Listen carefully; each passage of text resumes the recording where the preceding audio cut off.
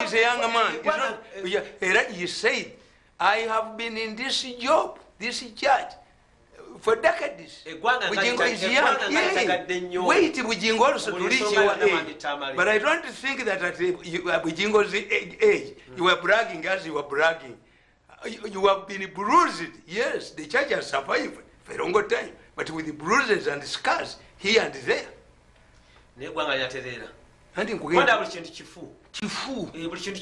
Yes. Because African and in Kugamenti of Africa, which of which you told which take a KB pand, Ram Pandi Sakatabokan, Kawint, Pandi Sakatabokange, back to the same Muji, the real battle in Umeme. Umeme Erikuchi. Umeme is a tail end. Museveni Bamuba sentences on there as Amasanyalas. Like this man who talks about overseas killings. When you talk about Umeme, why don't you talk about Reya? Museveni, after realizing that they had signed an fair agreement, given the conditions at that time, Museveni created the Reya, Lulo Electricity Agency. Najiteka millions of dollars. Baji bayo nande bajima kitutu babanga amami tawe obusango byabwe kusalo bukadde bikibanga esawa zinde ebintu bene contract Museveni za signing n'abantu zonna zibanfu kakala te ba signing ya mafuta kinabajja ko budde amafuta nabagambye ti nabatunulidde ati ba signing nabatunulidde nga muri ku mukolo gwa mafuta nembagandi mwabadde nga omwana akuzadde guli okufuna the best degree from the university does not guarantee a better job. True. We have seen many countries that have huge oil resources than what you have, and who have been exploiting oil, like Saudi Arabia. Are they members of the G8? Are they rich countries? For us who follow Venezuela is single kubamwe birombe bya mafuta. In America jegagula is Venezuela a rich country? Democracy ya bula yanti in Central Africa, all countries in Central Africa had oil, which was exploited by a French company called Petrofina. For you have a total. Umufaransa ba mafuta. Umufaransa mukusuma amafuta talika unataka. Nane ne bunya lwachi Venezuela kwanga lichali lyavunyo ngali lisinga ebirombe. Nigeria nsi ya musambu mukusima amafuta. Obwavu bubata. That's why Nigerians run away. Why? That's why Nigerians are very aggressive. Why? To live in a country of 150 million people, a poor country, in spite of its oil resources, why are people fighting Boko Haram? Why are they fighting? Poverty. These younger people joining Boko Haram in spite of the oil resources. And once you get oil are enough factors in here. One, oil dwarfs income from other sectors. You will forget about coffee.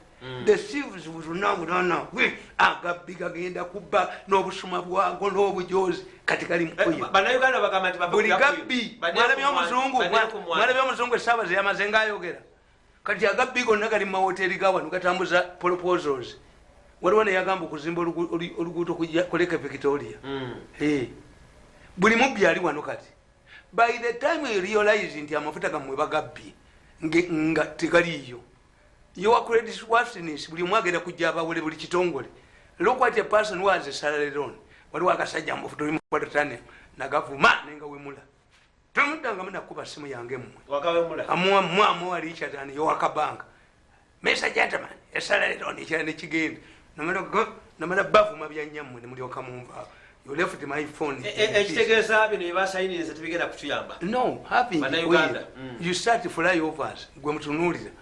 Abana abasajja bali balowooza ti oluguudo lwa Entebbe Express terujja kukola ebyegwanda tebikola teruliko petrol station teruli suppose kwetanga odda.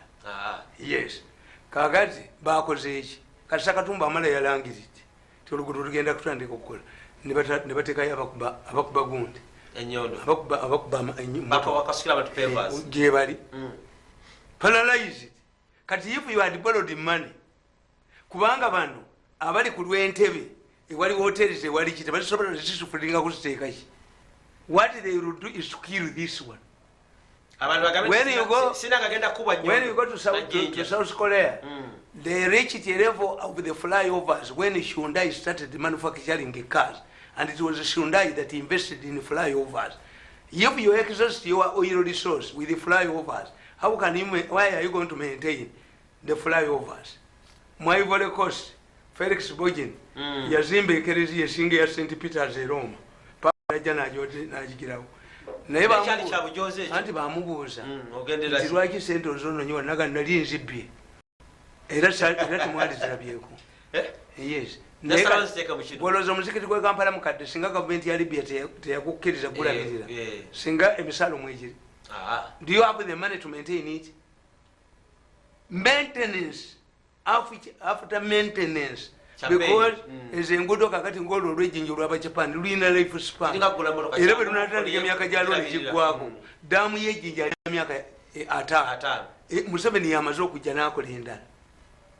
Era when you read my book The Real Battle in Umeme omanyiriza ebyange mba mbimanyi kubanga mumbitandikira mu matobotobo kagenda kufuluma ku weekend banze kasanda balutalo nti nankabirwa ayagala atuleetedde kucompensatinga sente bazeetaaga. Everybody money, everywhere money. Why don't we sit and negotiate the deal? And the president made a mistake. The problem was not rare. Rare yina competent managers, yina engineer Lutwama, yina Tuheyo, ne bamugoba omusajja omukiga, ne baleeta ababbi abana ababbira mu sente. Kakati, it was not rare. It was not rare. It was the civils, the members of the fellowship, abali tebagambwako, Katonda abatuyambyeko. Batembye abadde bajooga abantu, banna beekukumi. So, unless you understand these things, tibuli lwolaba bukedde ng'akuba ekintu. Kakati nze final olw'okuteekamu kano kebamba. Teekamu akantu ako Mwami Tamale naye nga njagala bonna Uganda omutegeeze nti eggwanga ligenda kutereera litya okusinziira ku mbeera nga bifaanana. Baakatadde mu ccupa efaanana nga ziri zemmanyidde. Omwani amanyi okuyonka ennywanto abaakole guno musajja eddala naye guno nkugambye ki olina omuti gwogedda guno bwe gulimu guno muti izo nti alukoho ddagala muti ddagala. Mwami Tamale njagala okwasaganye ku nsonga y'okuba nti nno tukirabye okusinziira ku gavumenti okuba nti zonna zifudde tukitwali nti abantu bonna bakoye gavumenti ne basaze bakolagana no let me tell you. In fact, the moment you remove Museveni, it will be worse. Help Museveni and me to fight the mafias and expose them. The organic case in Jirudeko, Ninga Maudi Bagawa 10 billion. Tevudeyo.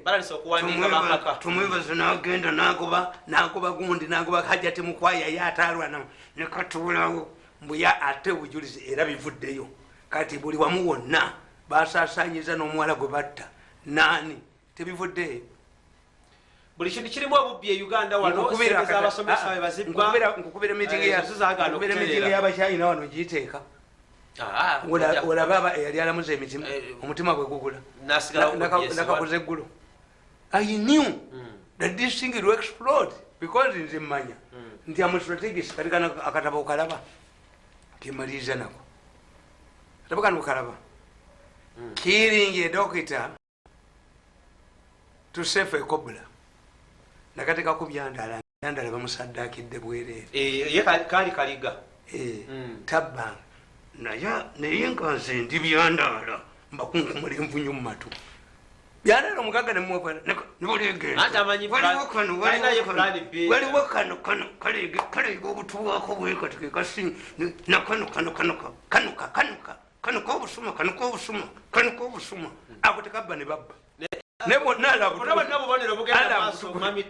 kubye balayi kutegeeza ki anti kakati mwekye mwerabira emyaka gya Museveni emeka egy'obukulu gyamaze mu buyinza 36 kakati atuuse kati bensobi gye baakola kati atuuse tulitaya ababbi agenda nabo tagenda kuleka mubbi waggulu.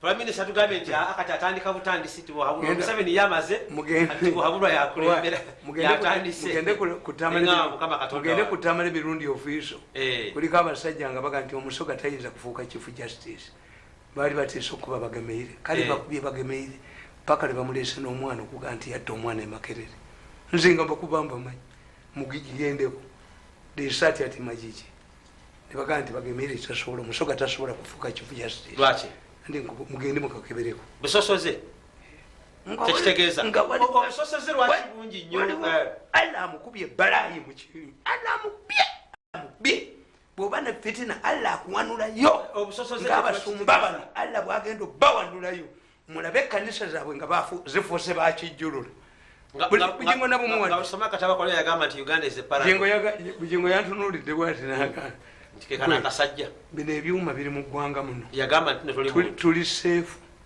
waliwo ali seefu muganda wange oyo yabadde anjogerako yabadde amanyi nti omulaba nga mukenga nga muleeba nga mulaba Good. You are not a servant of God. A servant of God cannot pursue personal vendetta to a younger man. You said that you had your church has outlived. Bugingo is young, we also. Fabaganda batuka nti omwana muto takolimirwa. Mwana muto yamuteekateeka. What could be the problem now? Byo bugingo kasyamumanyi. Atoli yamuteekateeka. Mentawe. Ye mentawe. Godfather. Nalibye bugingo azinira ne mu ntebe bwati. Nange lwaki yonjagala nnyo kubanga nze mune mbadde sikumanyi naye nga abantu bebambuulira nemuganda naye omanyi ffe mbi tulimu oluhoozihozi nkwagalya tulimu oluhoozihozi tulimu oluhoozi bano lwe baagala okukuulakuula abayita ab'ekitala abawedde ku mpagala baloya balina meeting olwaleero mukituuze nayo ngikwate olwaleero wama temuyinayo olwaleero wama temuyina meeting endala oba mugituuze oba temugituuze ate tebinkwatako omusango mugukanyukewo mu mpone ndyoke nyambalagane na bano bapasita abatwerijjemu bino ebyuma byajja kulema ate banabijjawo badde babuuza manda ekyo mulezi gyagijje mwabalimu oluhozihozi ogenda okunegotiatingamuku nakiwulira general and horses ali egundi ate minister of foreign affairs gobadde osubira wa musabo badde basubira wa foreign affairs nabaganda minister of foreign affairs tatumuwa Rwanda why President Kagame olutunulya okero lyemu didn't you fight our father? Are you related to Okero Lutwa you fought in the bush? Nabagati omuntu eyajazamanya banja kamba somereka kati batekawo wachawo agende wala yotomutumayo nkugamba once upon a time there lived only one Shukobula in the entire city of Rome. As economic dynamics dictate, a pure monopolist enjoys a lot of privileges, while he remains the sole provider of service. This cobbler enjoyed immense influence and respect and was actually revered. Like other celebrities, the cobbler lacked discipline and often engaged in wrangles, fighting in bars and snatching other men's spouses because of his unique services in town. During one of his regular brawls, he killed a fellow patron and was arraigned before court. During the absence from the city, those with the need of the service suffered, and nobody took advantage of it, making him even more important. That day, the cobbler was going to be sentenced. The courtroom was filled to capacity, and others followed the proceedings from outside. Before passing the verdict, the judge perused through the evidence, incriminating the cobbler beyond reasonable doubt. It was clear that he was going to lose the case. The judge, however, asked the cobbler to take court in mitigation why he would not be penalized in accordance with the laws of Rome. The Roman tradition was that once convicted, he would pay by his own life death sentence. It was at this juncture that a man inside the courtroom stood up to raise an issue. I quote him. "I have something important to tell you, my lord," he said. The judge allowed him to proceed, and the man continued. As you know, this is the only cobbler in this city. His demise will mean that we shall lose him, his services forever. All of us here know that if he dies, we shall suffer. The judge asked him what the court ought to do, given the crystal clear evidence against the cobbler, and in the face of the Roman tradition that had to be maintained. The man stood up again and clarified that although the Roman justice required the convict to be killed, it did not mean that the killer himself would die. This meant that what was needed was to kill a person to satisfy the spirit of the dead. Therefore, under this arrangement, the cobbler could be saved by killing another person in order to satisfy the spirit of the one killed. The question was raised as to who would be killed instead of the cobbler. The man urged that since there were many medical doctors in Rome, one should be killed in order to save the city's only cobbler. The suggestion was taken unanimously, and one of the medical doctors was killed to save the cobbler who had actually committed the murder, because he was the only cobbler. Police side the above anecdote reminds me of the side boss Grace Apollo, how she executes her official duties. In her wisdom, she can leave the culprits to go scot-free and arrest or harass the innocent one. She kills, in inverted commas, the innocent medical doctor in order to save the powerful corrupt official in the government. She does not premise her judgment on fairness, as the Roman judge abandoned the traditional Roman practices of fairness. Let me be clear. The Katosi Road saga has attracted a lot of debate. However, Akulu deliberately shielded the wrongdoers. This has been a hard practice, using a network of shrewd young men in both inside and outside the government who control the media in Uganda. They direct their focus to the medical doctor, leaving the murderer, cobbler, to escape justice. Any sensible person with such evidence on Katosi Road would know that Byandala wouldn't be taking the media attention as received. The first culprits to face the attention of any balanced or impartial director of Side D would be the managers of Housing Finance Limited. Housing Finance is not a bogus company. It is well known in Uganda. This means that by granting the guarantee, it had confirmed that it was a credible company. Why do we have guarantees? This is derived from court. If a person is going to be granted bail, he must present credible sureties who can guarantee that he will not escape if given bail. Housing Finance was used because it was a reputable company in Uganda, capable of refunding the money. They did not use a suspectable company. Under the same court rules of bail, if those who stood surety to a person realize that the person would not be trusted, they go back to go to court and withdraw their responsibilities, and therefore the person loses the bail rights. When did the managers of Housing Finance realize that the company they had guaranteed to construct the Katosi Road was a bogus company? Secondly, does Grace Akulu tell us that Byandala, as the responsible minister, was part of the housing deal? Why is it that her colleague Robert Kabushenga in the New Vision does not reveal this evidence in his negative stories about Byandala? The second culprit is the Solicitor General. As stated in the confidential report, he was a representative and expert on detecting fraud, has all the necessary facilities to detect fraud. Why is he not mentioned in the New Vision article? Actually, both Grace Akulu and the newspaper editor, Kabushenga, do not reveal Minister Byandala's direct involvement. Furthermore, one of the managers of Yinula was facilitated with $50,000 to travel to USA to verify the credibility of the company.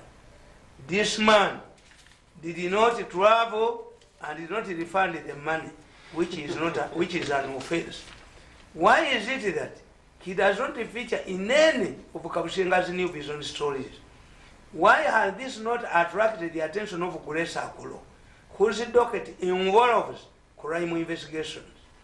This, in my opinion, relates to the Roman case. Grace Akulo, like the Roman judge, wants to save the murderous cobbler, to crucify an innocent medical doctor behind her. Once the involvement of housing finance managers is revealed, and the man who did not travel to USA, then dragging Biandala will not succeed. In order to protect the housing finance managers, the Solicitor General and the other culprits, Grace Akulo targets Biandala. Ayumukama ugulumizibwe ogulumizibwe katonda weggulu ayimukama ogulumizibwe enesi yabajulizi bw'osomya ekitabo ekyo kyonna kyenjagala osokomolako ogumizete omulabi akati omuntu ng'oyo ne bakuwa emitwalo 5 ejja dola teyatambula ogende muyinula mwali okulabika nti kampani anti lwaki tavaamu kakati kankubuulire bwe kye baali tebamanyi kati kiba kikwewuunyisa okuba nti waali alya butaala tatambudde n'emitwalo 5 bagikuwa tebamanyi and that is a lot of money bwe kye baali tebamanyi nti miso yali yatandikibwa dda emitwalo 5 olinnyennyonyoendoka kasente mubiseera bino alina kampani endeeyi anti kankubuulire bonna baali babbi era tubakutte kati mujja kulaba abadduka naye ebyo wayinula omukyala tasobola kubiraba biseera mujja kulaba ebizimbe ebikwirirwa ku nnyundo omukyala kajina yandibadde ayamba ku nsonga mujja kulaba abasajja kwegaana ebizimbe mu Kampala iyo omuzimbe obingwa wana siyangu hapana siyangu waliwo eyazimbye Freedom n'agiteekako Freedom bagambe kyasebalamu Freedom City ekizimbe bakimanyi nanyini kizimbe ekyo mise ekimanyi era obudde bunaatera okukya bannanyini byo balabike bannanyini byo bajja kulabika badduka olabe bwe bagula ennyonyi empangise kyata dipuleni nze mbeewuunya mufunye n'omu ku mmwe asobola okubeera marketed mu bantu mumukuba naye muli baloge kubanga the devil is better than the angel. You don't know. Zinabagani n'ebintu bibiri. Why do I support Museveni? Security yange weri, motoka weri. N'omusala jo baguteeka ku sikola. Myaka munana. Sikola. Tebasobola kunkwata.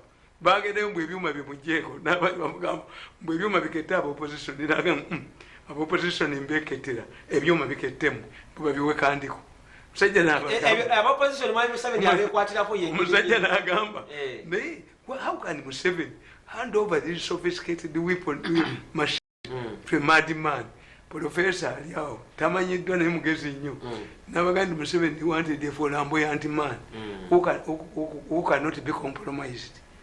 Bajja ne baŋŋamba bajja ne baŋŋamba tukuwe ssente omuwenga bifo omubeera arrogant man beera arrogant nti abo benkubye abo bapasa bayinza okutuma iwanga omuntu nyondo mu mutwe tulina kubagana paka nyondo mu mutwe ewange balinyibwa omuntu n'omukazi tasobola kinyegako nze kankubuulire okumanya nze security yange njewe ne bwe mba ntudde mu ddiiro omukeeka ne gugwa ngukuba omuggo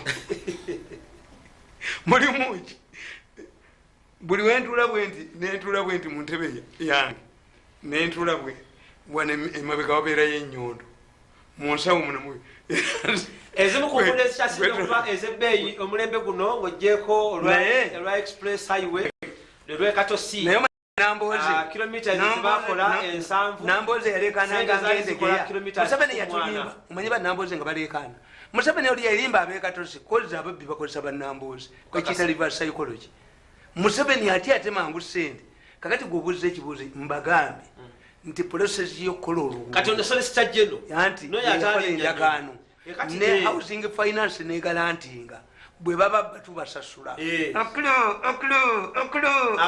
abakyakola ki mu bitongole kati nabagamba nti obukulembeze bulinga mpuuta mu nnyanja etomera amaato g'abavubi bwe gaguwa bweseka naye nga temanyi nti zino embaawo zezigenda ojokera mu gundi mu sigiri embaawo z'amaato katolaba okumanya abagwaga bamoneta bazibu kati bagamba mbu department ya gundi egibwewo the lawyers have said bani nakalemazi nakalema atya nti bano abazze bagenda mufungula omutamiivu eyefukidde alwannyo omutooyi n'omutamiivu afuse mu mpale tasituka alemera mu bbaala anti bwafutuka bamutegeera kati nakalema tayagala mufungula ekitongole ekyo kikoze nnyo tetuyinza kujja ekitongole kikoze nnyo nga moneta n'akafekete ka bukedde kamulaga mbu wa 10 mu nsi mu uganda wa 10 akafekete ka bukedde kati oba kikoze nnyo ate kiviirawo ki kibadde kitambulira ku masanyalaze ga nakalema niye basajja mmwe wetuli obulabi bwaffe mulungi